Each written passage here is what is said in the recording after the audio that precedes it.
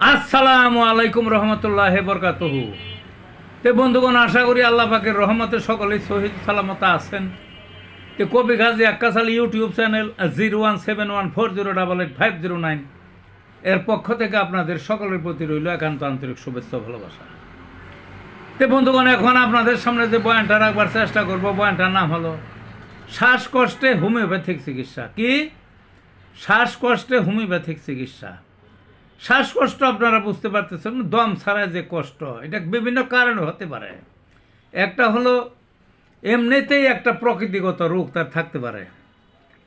আরেকটা হতে পারে যে ঠান্ডা সর্দি খুব লাগিয়া গেল, নাক টাক জুইবা গেল, লাঞ্চে ওই কফ জমে গেল, তখন খুবই শ্বাসকষ্ট। আবার এই যে নাকে পলিভাস হয়, এতেও শ্বাসকষ্ট অনেক সময় দেখা দেয়।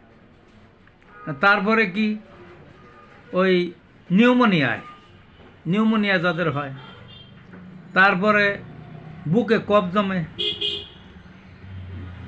শ্বাসনালীতে কফ জমে, তারপরে কি অ্যাজমা, ব্রঙ্কাইটিস, ওই হার্টের অসুখে ইত্যাদি বিভিন্ন কারণে শ্বাসকষ্ট দেখা দিতে পারে। এবং শ্বাসকষ্ট মারা যাবে চাইতো মানুষ, বুঝলেন না, মরেও। কাজে হোমিওপ্যাথিতে আর আবার পর্যাপ্ত ওষুধ আছে।